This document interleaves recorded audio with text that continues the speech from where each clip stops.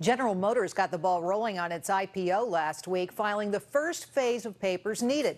However, buyer beware. When the federal government issues an IPO, remember, we own GM, the government isn't held to the same standards as, well, other companies. To help explain this, I'm joined by John Berlau, the director of the Center for Investors and Entrepreneurs at the Competitive Enterprise Institute. John, welcome. Thank you so much for having me, Jerry. You've got to explain this to me. So how did this happen? What is the language? What does it mean?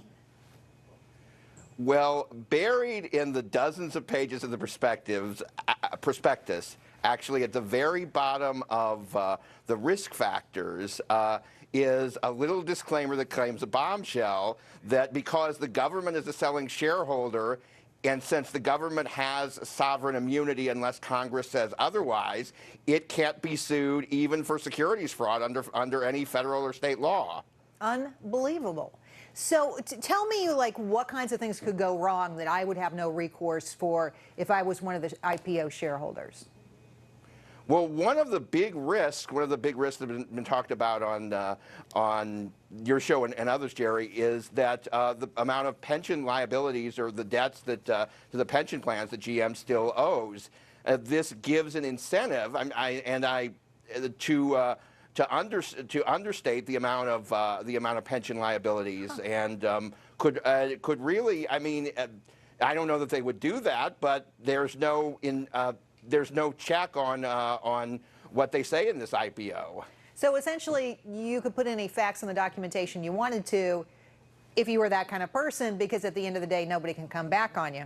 I wanted to show our viewers a breakdown of the bailout numbers and how much money we've gotten back and how much money we've not gotten back. Through the bailout, GM received $50 billion. They've returned $7.1 billion. The outstanding balance is $43 billion. This has not been a great investment for the American people. I would agree with that. And I would agree that also even this IPO is the government is still going to retain a controlling interest, and it's they're raising $19 billion and possibly sort of competing with others in the private sector that might create more innovative companies. Do you think the government has any advantages in this IPO process and holding the company later that would disadvantage competitors who are, you know, private or publicly held that are competing more normally in the marketplace? I would think if there is a promise and the market expects more bailouts, that you might think that there might be that perception of more security. But then again, perception isn't always reality. And this IPO said should the government decide not to be on the level, there would be no shareholders really would have no recourse. So investors really need to be aware of this. John, in your view, should the government have bailed out GM? No, they should not have. And there are plenty of competitors, Kia and Toyota, who are have building plants and jobs in America too. So no business should be bailed out by the government. Everyone should have to compete and be able to reap the rewards of success, and be able to fail. Yeah. Do you think it creates unexpected kind of expectations in the marketplace when the government goes in and bails out companies that can't perform?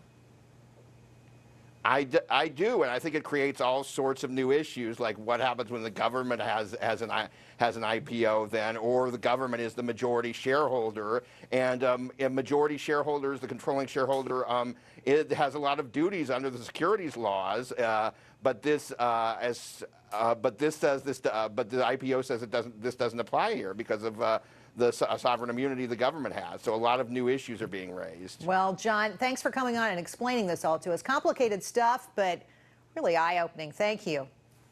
Thank you, Jerry. We contacted GM for a statement on their IPO, but they say they are not available to comment at this time.